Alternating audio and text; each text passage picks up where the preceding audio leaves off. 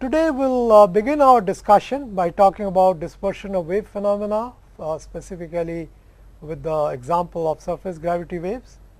And as we had briefly touched upon in the last class, we will talk about furthermore on gravity waves forming over layers of variable depth. And in the context, we will bring about certain properties of wave propagation, namely that is known in optics, but with the help of a wave system from mechanical sciences, we are going to talk about refraction of waves that we see forming in shallow water, that is given in terms of wave fronts as noticed near beaches. We will notice that why always the wave approaches at right angle to the beach, and we will also notice how the waves turn around the islands. That is also an example of refraction of waves. So far we have been talking about waves of small amplitude, so that the linearized analysis can work, but today we will start our discourse talking about finite amplitude waves in dispersive media. So, here we are going to see two competing physical mechanism. One is the nonlinearity, which tries to amplify the amplitude of the waves, and in contrast we have already noticed that dispersion tries to reduce the individual wave number or frequency content. So, we are going to talk about finite amplitude waves, and as an example we will see there are the possibilities of forming sinusoidal wave or solitons, whose governing equation is given by Korteweg-de Vries equation or KdV equation. Having discussed about how these sinusoidal waves or solitons are created as an equilibrium between nonlinearity and dispersion, we will also talk about how we solve the problems involving solitons. This will require some exposure to how KdV equations are solved. Now, coming back to our discussion on waves, we will finally leave behind surface gravity waves and start talking about internal waves. These internal waves are formed at fluid interface, and we will try to describe its dispersion relation. We will also talk about complex wave systems where internal and surface waves can be formed together, and this is very important in the context of oceanography and atmospheric science, and we will see that presence of this kind of waves on the surface as well as in the interior gives rise to two different modes, namely the barotropic and the baroclinic modes. We will talk about them, and in the context of geophysical fluid dynamics, we will develop shallow water equation as formed over the ocean or atmosphere that is constituted by rotating multidimensional flows, and in the process we will develop shell equations using a Boussinesq approximation for density variation or the heat transfer problems, and we will finally talk about a special simplification of the shell equation based on some variation with the latitude, which is called as the beta plane mode.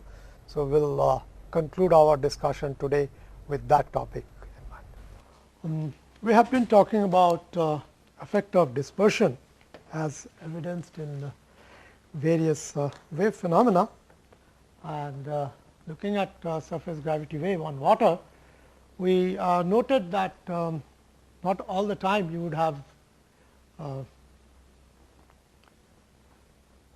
waves of single wave number and circular frequency, and there we decided to define an arbitrary disturbance in terms of its phase function theta, and if we differentiate it with respect to space, we get the wave number. If we differentiate it with respect to time, then we get minus of that circular frequency.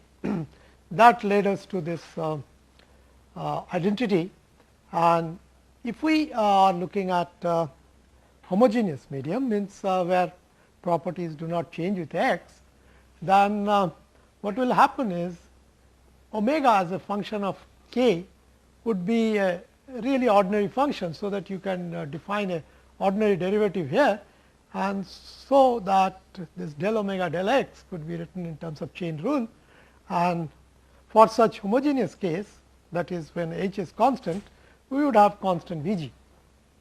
So, this equation told us that if we fix our attention on a fixed k, then we ought to be moving at the constant group velocity, right.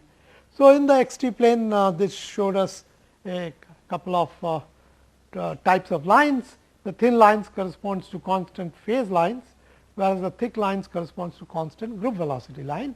And this was the scenario, let us say at t equal to 0, and as time progresses, because of dispersion, it opens up, and that is what we are seeing here. With time, these waves are seen over a larger spatial dimension, and the waves appear from the back and disappears at the front. So, this is one of the aspect of dispersion of surface gravity wave. Now, if we look at gravity waves forming over variable depth fluid, then h itself would be a function of x. Okay. And let us also assume that this variation of depth with x is very gradual. So, that we still can use the same kind of dispersion relation that we had for constant h. Only the fact is you will have to take the local value of the depth. Okay. So, that is an assumption, and which will adopt it here. So, once we have the dispersion relation, we can calculate the group velocity, but as we have said, it is going to be a variable depth case.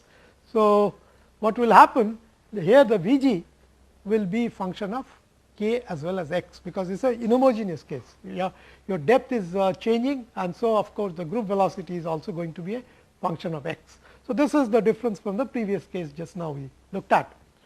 Now, if I look at this product V g times del k del t by the chain rule, we can see this works out to del omega del t, right. We have already established this continuity relation between k and omega.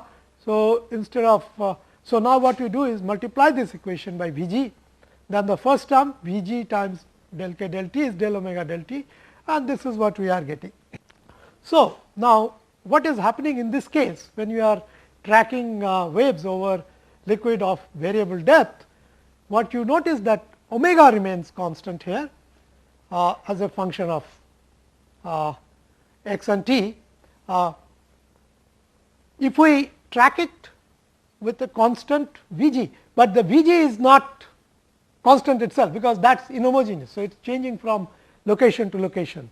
So, what happens is it is a tricky bit. If you are trying to track a constant circular frequency, you will also have to be changing your speed of observation, you will have to track it.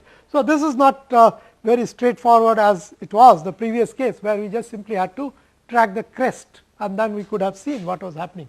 So, what happens is, in this case omega remains constant. If we move with the variable V g, and other wave parameters like k and c, they will all change with x, and the ray path now will not necessarily be straight, they will be all curved. Okay.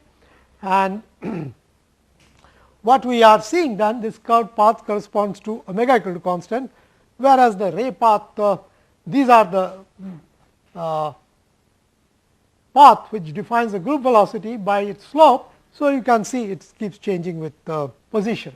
Now, this has some repercussion when we look at gravity waves forming over shallow water. We have seen that if we are looking at inhomogeneous medium, then constant omega lines are curved.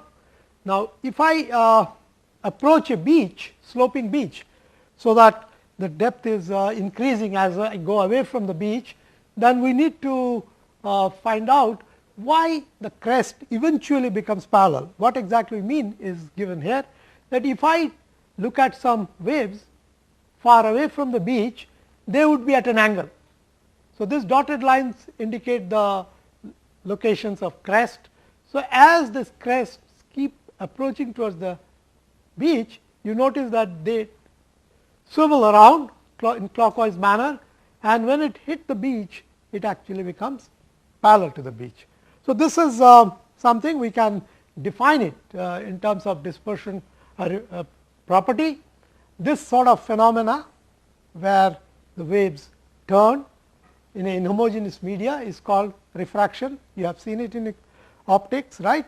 So, here also what we are seeing in a mechanical system, a wave refraction, and what happens is that suppose I am looking at a batch of waves characterized by a frequency range between omega 1 to omega 2, then these two curved lines indicate those limits of omega. So, let us say the inner one corresponds to omega 1, the outer ray path actually corresponds to omega 2, and as I told you, the crests are given by the dotted line. Now, let us look at what is happening. As we have said, it is a sloping beach. So, as we go away, h increases. So, near the beach we have the shallow part, as we go out we are reaching the deep part. Okay. So, what is going to happen? The deeper part, if I look at it, if you recall the expression for C, C would be omega by k, then you will see that higher the value of h, you will get a higher speed. So, what happens is, if I look at an individual crest like A B, the point B will move faster compared to point A. So, what will happen as a consequence, that the point B will move at longer distance compared to A, and slowly it will turn in a clockwise manner. And of course, when you reach very in the near vicinity of the beach, it becomes parallel. So, of course, both of them, both the extremities move with the same speed, and once it becomes parallel, it remains parallel. In fact, I have not shown it, but you can take a look at similar thing happening in a, say, a hypothetical case. Say, let us say this is some kind of an island and the waves are coming like this. What will happen? As you can see that again, if we consider that the depth is increasing in the radial direction, then what will happen here, that as it comes closer, it will start bending, and when you are in the very near vicinity of the beach, you are going to see the crests going like this. So, what will happen here, you would be getting the crest directions like this, and here you can see that this is going to happen. So, this is a somewhat of a very counterintuitive situation, that even though there is a mean convection from left to right, but at the back of the island you would see again the waves will approach towards the beach. So, this is a very interesting phenomena where you can see how refraction can explain some commonly observed phenomena. Now, this is what we have already explained, that in the outer part we will have a higher velocity. So, the waves will move faster there compared to the inner part. This rotates the crest line in the clockwise direction, and this is the phenomena of wave refraction for inhomogeneous medium, right. Now, we come to another aspect of wave motion. This is related to what happens when the wave amplitude is finite. When wave amplitude is finite in a dispersive medium, then we can expect to see some kind of a nonlinear effect. Okay. Let us now try to understand what nonlinearity does. That if I start off with a wave front like this, wave like this, then what will happen is, if I create some kind of a disturbance locally, then what happens to this disturbance? We are going to see the same thing that we have just now talked about. The speed of propagation would be given by the local phase speed times the convection speed of the wave. I mean, this part we have not talked about, but this you already know, this is something like your Doppler effect, right. So, if I have a motion of the medium, so that motion also adds up to the wave speed and gives you the net resultant phase speed. What you are going to see that with time, the presence of the nonlinearity is going to make this part of the wave, which has a positive displacement, there the velocity would be what? That c prime, as we have seen, it is directly proportional to square root of h. So, you will have a higher velocity, right, compared to this part. So, what happens is with the passage of time, you are going to see something like this. So, this part will move faster compared to this. So, there would be a kind of a stiffening of the wave, right. This is the normal attribute of nonlinearity.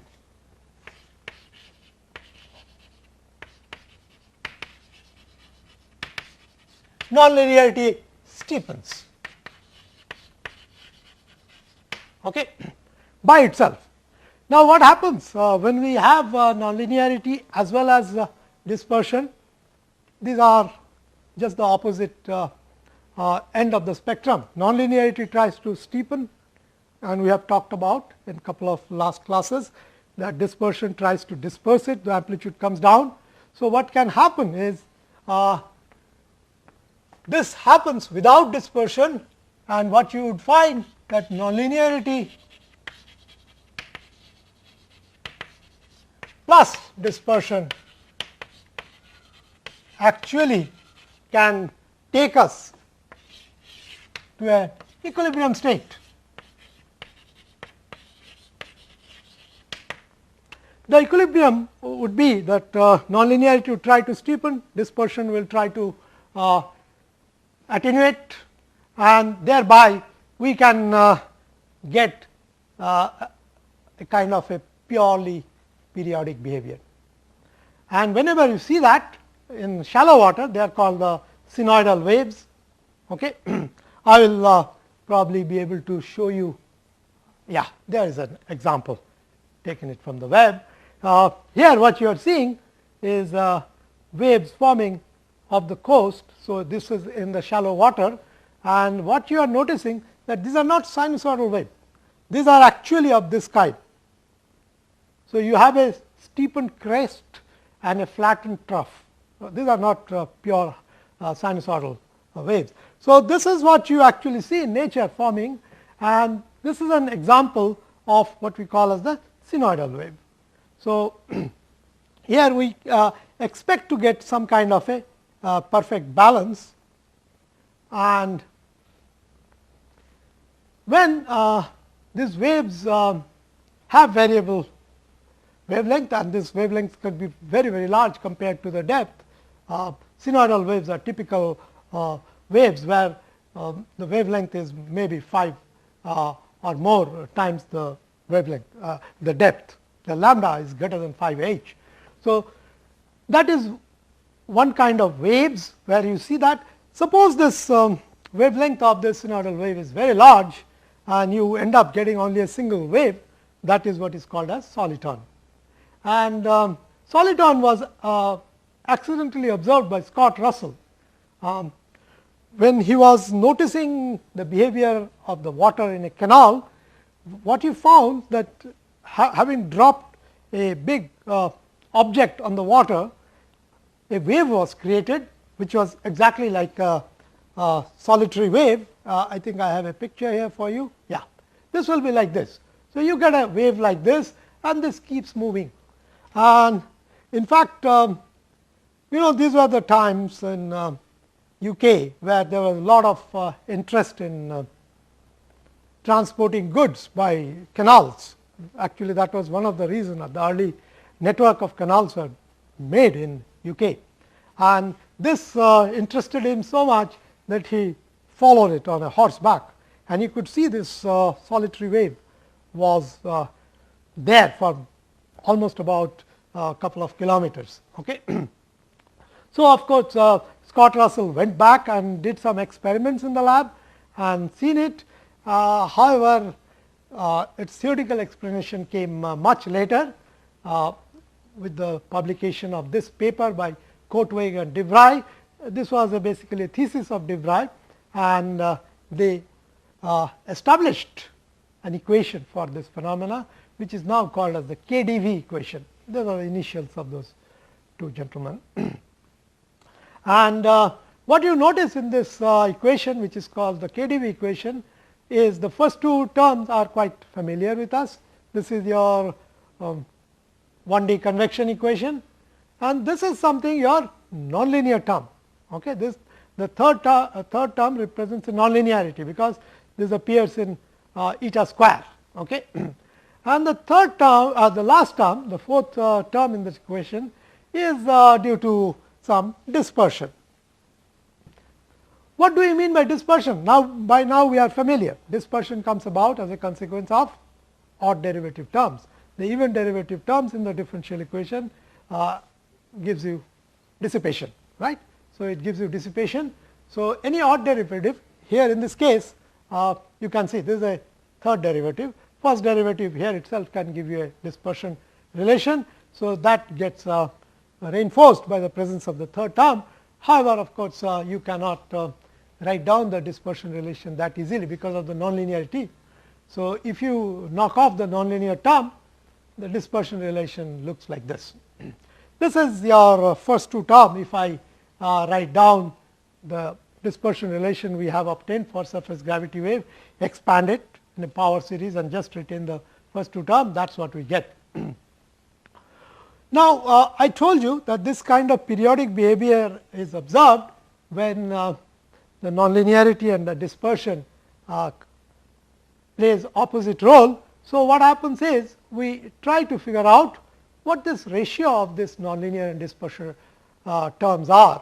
So, the nonlinear term is eta by h del eta del x, and this is the third derivative dispersive term. The ratio of this is written like this. So, what we have done, h is in the vertical direction, but x, let us say length scale, we associate it with lambda, and eta, the wave amplitude, which we can associate with say a. Then you can look at an order of magnitude analysis. This will give you something like a times a, and there is a downstairs. So, that is why you get only a, and you have here these two coming together will give you h cube, and then you have these terms, there is a h square and there is this. So, overall you are going to get a parameter which is called the Ursel parameter, given by a lambda square by h cube. Now, when this parameter is greater than 16, implying the nonlinearity is quite strong, then you get what is known as a hydraulic jump. Okay. For lower values of Ursel parameter, two possible solutions are seen to occur. A periodic solution in terms of Jacobi elliptic function called C n of x. Okay. So, let me tell you what this is. Suppose I write u as this integral equation, Jacobi's elliptic integral equation of first kind, then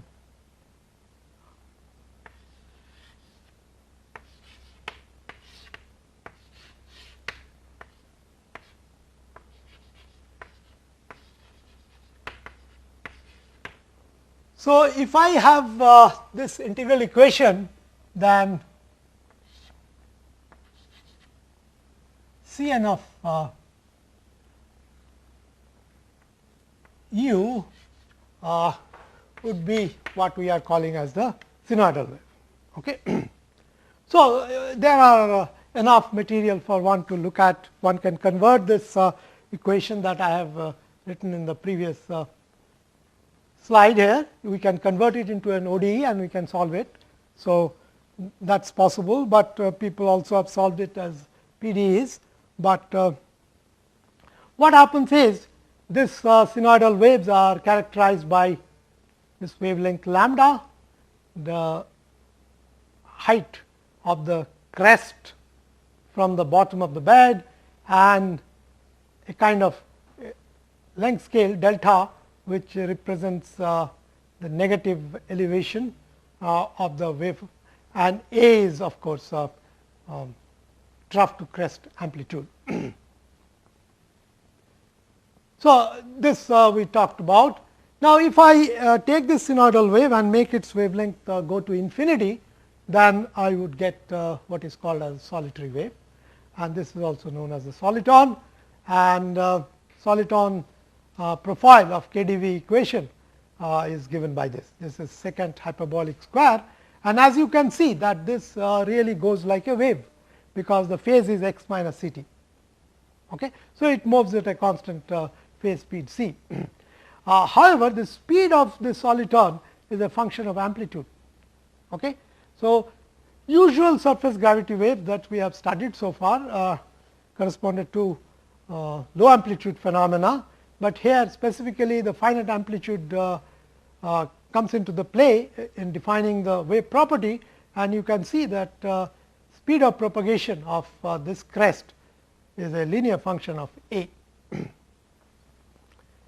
Now, lots of work has been done since mid 60s in solving the PD, so that KdV equation can be simplified in this particular form, and as you can see that this is a PD in x and t.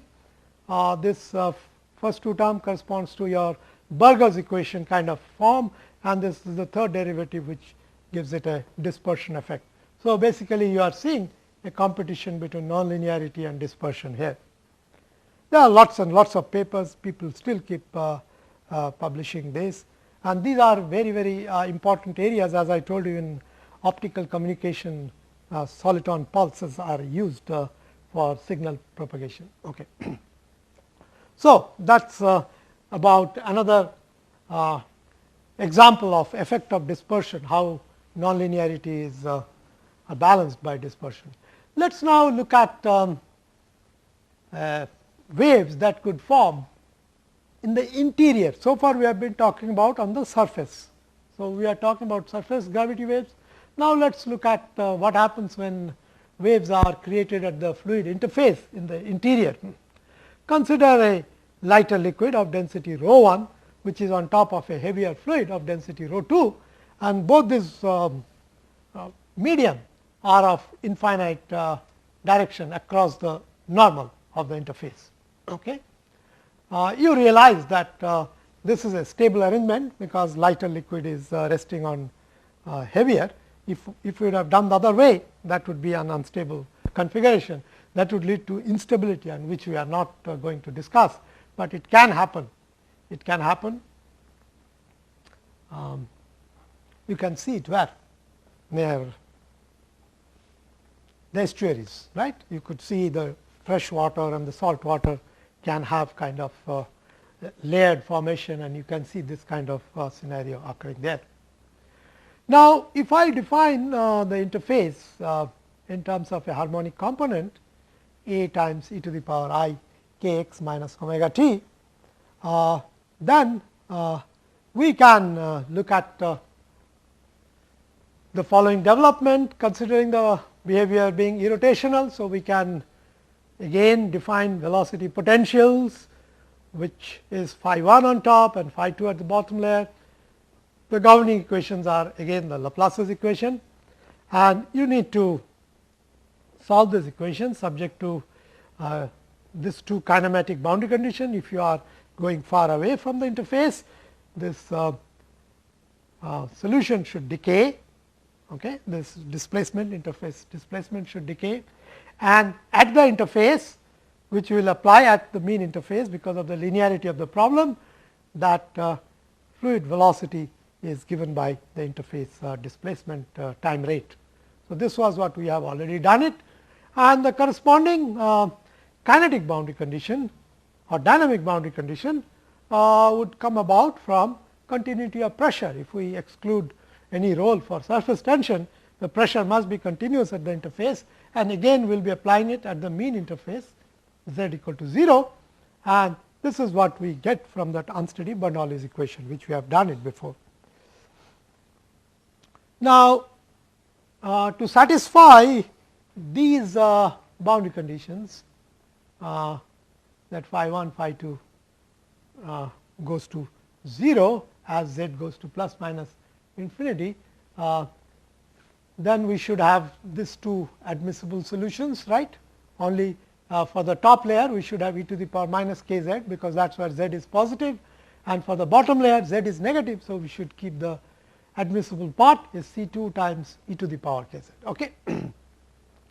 Now, the third kinematic boundary condition, which is that del phi del z is related to del eta del t at z equal to 0, would help us relating this constant C 1 and C 2, and that is what we get, right. So, C 1 equal to minus C 2, that is I omega a by k. And finally, what you need to do is go to this kinetic condition, this Bernoulli's equation, substitute these two solutions phi 1 and phi 2 with this C 1 and C 2, you will get this dispersion relation. This we have done it before also. So, what we had seen before for a single medium surface gravity wave, only one of the layer was missing. So, of course, this gave us this condition, right, square root of g k that we have obtained for deep water wave. But here what is happening additionally, because of this density stratification, you are seeing this factor gamma, where gamma square is this. And this is going to be a very small number if this difference in the density is very small. And this may appear to be a trivial issue, but it was not so for people who is to get into the say river from the sea, and then all of a sudden they will experience that their ship is experiencing very large quantum of drag. Why does it happen? Well, you can see that this is because the smallness of this parameter gamma, because if I put in the same amount of energy, because of this quantity being very small, rho 2 minus rho 1 divided by rho 2 plus rho. So, what will happen? You will create a wave of very large amplitude. So, for the same amount of energy that is put in into the system, an internal wave amplitude would be far in excess compared to surface gravity wave. And this was a mystifying thing for the seafarers for a long time, till Bjerkens came and explained this phenomenon. And you can also see, because of smallness of the number of gamma, the phase speeds are also going to be much smaller, because we will have the phase speed is omega by k. So, that will be gamma times square root of g by k. So, it is a factor of gamma that reduces the phase speed. Now, let us look at another scenario where I would have, let us say, a heavier liquid of infinite depth, over which I have a lighter liquid of finite depth. So, the rho 1 has a finite depth of capital H, whereas this phase 2 has infinite depth.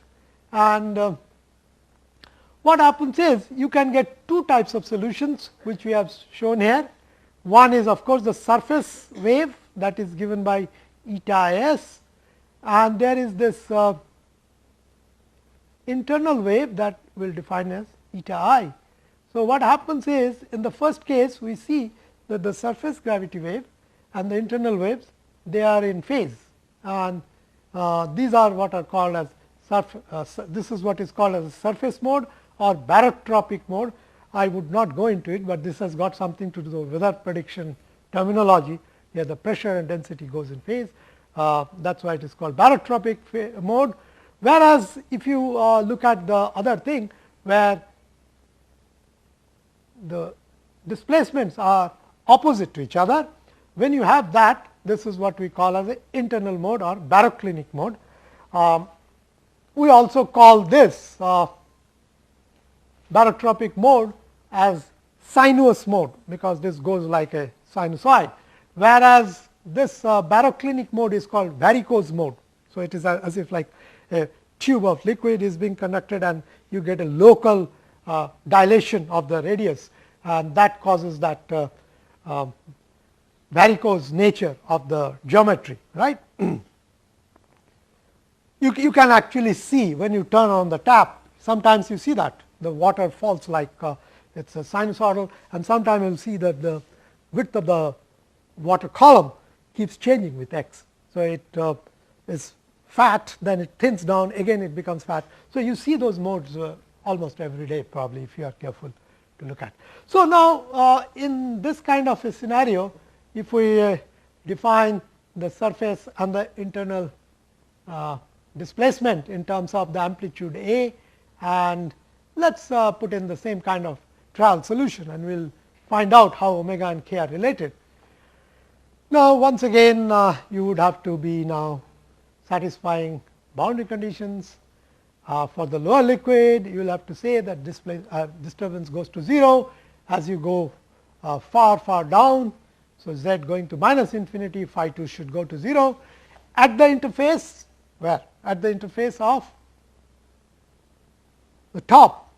That is where you should have this kinematic condition del phi 1 del z should be equal to del eta s del t, and at the internal wave where you are getting the internal wave, that is where you should have del phi 1 del z equal to del phi 2 del z equal to del eta I del t. Okay. So, this is what we are going to see at z equal to minus h at the interface of the internal wave, and finally, we will have the pressure prescribed on the surface, that is this Bernoulli's equation. If we put the datum equal to 0, this is what we get, and this is the continuity of pressure at the interface of the internal wave, the last one 71. Okay. So, for the displaced arrangement that we have seen, the velocity potential must have this form. Phi 1 is unbounded, right. Sorry, phi 1 is bounded between 0 to minus h, right. I suppose let us get it right. So, phi 1 corresponds to this phase. So, it goes from z equal to 0 to z equal to minus h. So, that is why the phi 1 solution should have both the exponentials, right. So, this is finite z case. So, that is what you have, both the component being present there, whereas phi 2 has infinite depth going down. So, you just only keep e to the power plus k z, because z here is negative. So, we have this two admissible solutions, and we can satisfy all those conditions that we have laid down. Those kinematic conditions would give you this 4 equations A, B, C, and this B. B is the amplitude of the internal displacement, right. B is the amplitude of the internal displacement, wave displacement, whereas A is lowercase a is the surface wave amplitude. So, once we plug that in, we get these 4 equations.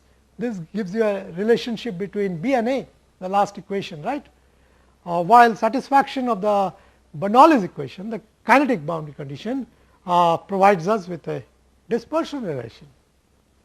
Now, the dispersion relation is noted to have 2 products. One is this, which is familiar to us, that we have seen for surface gravity wave, omega equal to square root of g k. Okay. Whereas, this one is new, because we have an internal wave that has come about, that gives you the second factor. So, from the first factor, as I told you, that we have omega square g k, and then we have the relationship between B and A. If I put omega square equal to g k, the second part drops out, and this becomes A into e to the power minus k h, right. So, this tells you a very interesting thing, that the internal wave amplitude is actually the surface wave amplitude times e to the power minus k h. So, it scales down. So, you may have a larger wave amplitude on the surface as you look at the interface at the null wave, that amplitude actually comes down by this factor e to the power minus k h. You also note that they are of the same sign. So, eta s and eta I will move together, and this is what we call as the barotropic or the surface mode. Now, look at the second factor in the dispersion relation, that gives you omega square equal to this, and substitute this in that kinetic boundary condition that we had 77, and that would give us this equation 81, which relates the surface elevation with the internal wave elevation as a function of this factor rho 2 minus rho 1 by rho 1, and they are of course of opposite sign. Why? Because rho 2 is greater than I think I have lost a sign somewhere. There should be a minus sign here. Okay, I think it's a mistake. So, what we will find that that there is a opposite sign. Please correct it in your notes. You can check it for yourself how I have messed it up. So, if the density differential is small, then we can see that this eta I is going to be much larger compared to eta s. That is what we also talked about, that internal wave amplitudes are always going to be greater than. That is right. I mean, A's and B's are the amplitude, but eta I and eta s are, including that factor that you multiply the phase part also. So, having obtained this, we can also calculate phi 1 and phi 2, and from there we can calculate the u velocity, and what we notice that the velocity changes sign across the internal wave interface. Okay.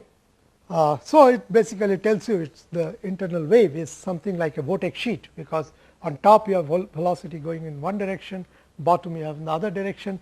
So, that is an attribute of a vortex sheet, and whenever you have baroclinic mode, you do see that happening. Now, I come to the last part of this discussion on waves, because what we have seen so far, that try to develop tools for scientific computing purposes, we need to have model equations, right. One of the model equation was of course, that D'Alembert solution of the wave equation, but there you have the problem of the condition being that you have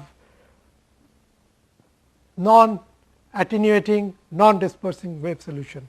So, we want to come out with an alternative model where we can actually see the effect of dispersion, and that comes about in what is called as a shallow water equation. This is a very important equation, because this allows you to investigate the three dimensionality of the flow problem. Of course, we make some assumptions, but despite that it is a pretty good model equation. This actually represents rotating flows in a layer with uniform density, and the flow actually does not vary with depth and height. Where does it apply? It applies to both the atmosphere as well as the ocean phase of atmosphere. So, what we are talking about has practical utility, and we are talking about flows where horizontal length scales are much larger compared to the depth. You all know the height of atmosphere is very limited, ocean is also very limited.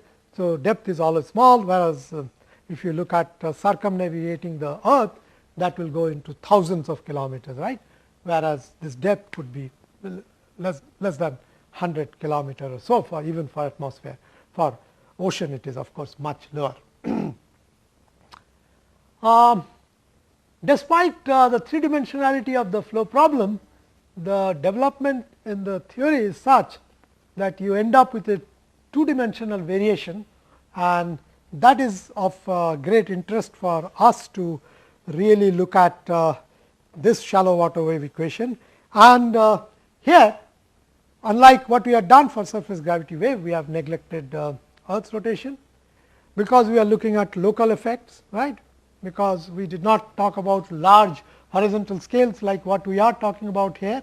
So, here what happens, because of taking of the large horizontal length scales, we will be talking about the effect of Earth's rotation by the Coriolis term. So, come back to your conditions of mechanics once again, and we will look at the governing equations stating the mass and momentum conservation. This could be obtained via Boussinesq approximation. What is Boussinesq approximation? In this approximation, you kind of neglect density variation everywhere except the body force term. Okay. So, what happens is, as a consequence, if I neglect the density variation, mass conservation gives us this. So, this is like what we have for incompressible flow, right, del dot V equal to 0, whereas the momentum conservation equation we are writing it for in a rotating frame of reference. That is why you have this Coriolis force term 2 omega cross V. So, this omega is of course the rotation about the north pole for the earth, right. So, that is a kind of a constant. We will talk about its value, and density is taken at some kind of a nominal value that we define it by rho naught. However, body force would take care of this variation of density. This is what is the essence of Boussinesq approximation, that in the body force term we allow the variation of density with height, and so thereby will be height or latitude, and thereby we get this additional term. If rho is equal to rho naught, well, this we can factor it out and it does not come into a picture. In addition, in 83 you look at the last term, we did not write the viscous terms, but instead we write something like a vector F, which represents frictional force per unit mass. And this k hat of course is the local normal direction, that is the direction of gravity. And if I now look at this equation, so if I am talking about a globe, then I have a horizontal plane that is wrapping around the globe. So, that is your horizontal plane, whereas vertical is the normal to the surface of the earth. So, if I look at those kind of horizontal and vertical velocity scale from this equation, I can see that the vertical velocity divided by the horizontal velocity would be like this. Okay. So, since h is much smaller compared to L is the longitudinal scale and h is the vertical scale. So, you can see that W is much smaller compared to U. So, this is the schematic of what you see. You have the earth rotating about the pole, and as I told you that h is of the order of few kilometer for oceans. For atmosphere, you do not need to really go above even what about 11 kilometers, 20 kilometers, where you can account for about 80% to 90% of the mass of air. So, you do not really need to go very far, although for aerospace applications we do consider atmosphere to be little deeper than that because of re-entry problems.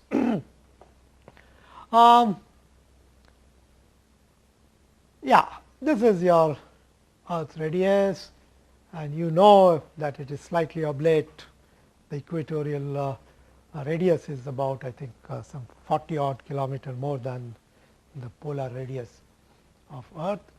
And what we can do for the purpose of analysis, we can neglect curvature effect because of the fact that we are saying L is much larger compared to H, and we can actually fix a local Cartesian coordinate system. Local Cartesian coordinate system, how do you define?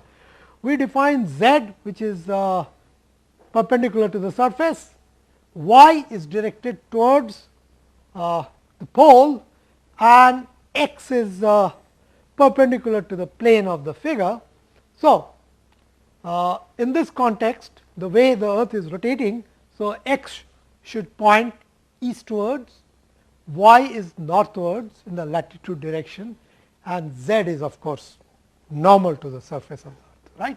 So, this is a Cartesian coordinate system that we can adopt for this shallow water equation, which we have purposely chosen because we can neglect curvature effects. So, if I do that, I know what this omega is. Earth rotation rate is 2 pi per day, radian per day. That works out to a very small value, 10 to the power minus 4. But what we could do is, if I go back to this, this is the direction of omega vector. So, we can decompose it in the x, y, z direction, and that is what we have done here. What we find that we get two components, right, omega y and omega z given by this, whereas of course, omega x equal to 0, theta is the latitude, okay, and the Coriolis force is 2 omega cross v, and we obtain this term. Now, since we have already shown that W scale is much smaller than the horizontal scale. So, what I could do is W cos theta term, we could consider it to be negligible compared to V sin theta term. So, in the x part we can omit this term, right. Well, accepting the equator, this observation should remain valid everywhere. So, we can write out this 3 components of Coriolis force, and the x component is 2 omega sin theta v. We write 2 omega sin theta as f. F is a customary notation, that is what we have shown here.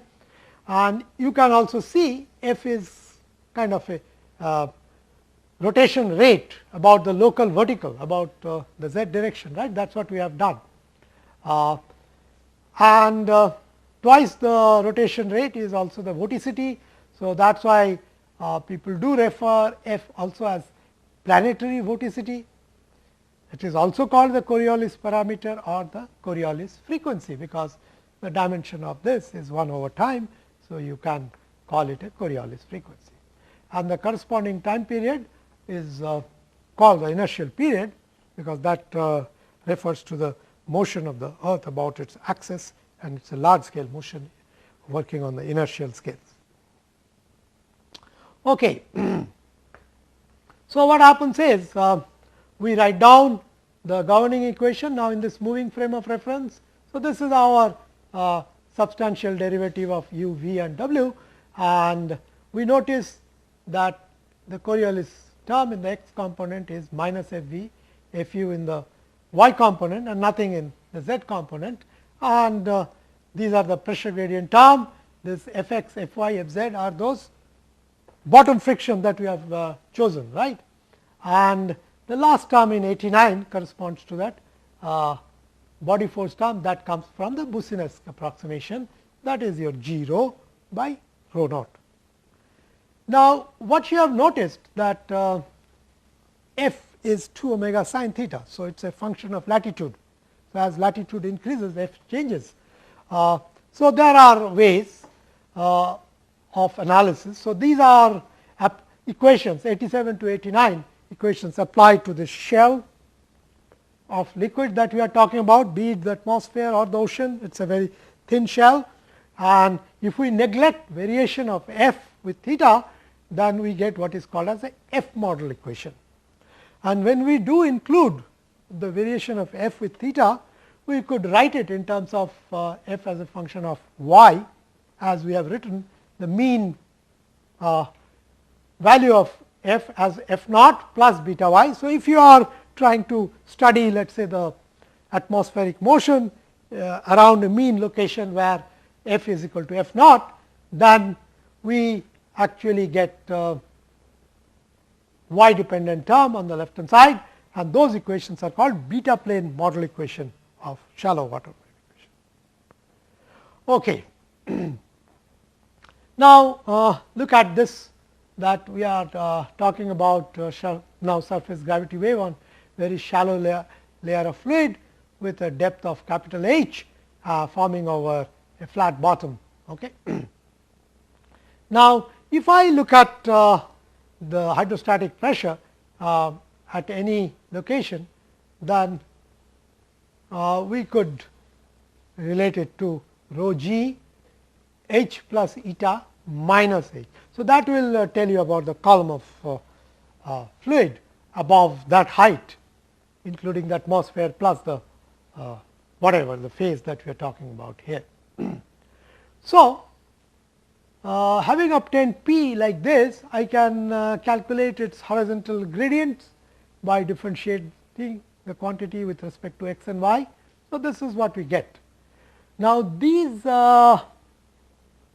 pressure gradients are of course depth independent, right. They do not depend on z, and so what we say that if the motion is created triggered by such pressure gradient, such motions also will be depth independent. So, this is the cardinal assumption of shallow water wave equation, and then what happens is we could integrate this equation, the continuity equation with respect to z, from z equal to 0 to z equal to the displaced portion. Okay. And that we can do because we have made that assumption that the pressure gradient does not create a variation of u and v terms. So, this del u del x and del v del y are independent of z, and so we can integrate that equation on top, and we get this equation. Okay. Please note, this is the argument, this is not multiplied by h plus eta, right. So, we have integrated the last term del omega del z, del w del z to give us w at the top minus w at the bottom. So, of course, at the bottom your w is 0. So, we do not need to worry about it, whereas the interface velocity w at h plus eta, we can obtain it from the substantive derivative of the interface description eta, that would be given in terms of this. So, now you can see that being 3 dimensional motion, you have to have both u del eta del x plus v times del eta del y. Substitute this in the equation 92 with the bottom velocity, vertical velocity as 0, we get this. Now, we are again restricting ourselves to small amplitude waves, then we can knock off the nonlinear terms like this, u del eta del x, v del eta del y plus this kind of terms, eta times del u del x, eta times I think that should be del v del y. I have a feeling, no, that should be, well, I'll have to check if this term, last term is correct or not. I think that should be del v del y, last term should be del v del y, no doubt about it. So, there is a mistake there. So, what happens is then this equation 92 simplifies to this. So, what we have done here basically, we had a 3D description of the flow, and that we are rendering it to a 2D description in x and y in the horizontal plane, coupling it with the time variation. So, this is one of the consequence of shallow water assumption. So, that is what we get. Now, let us see what happens to the momentum equation. I think we will pick it up from here tomorrow, and we will conclude and move over to the next topic.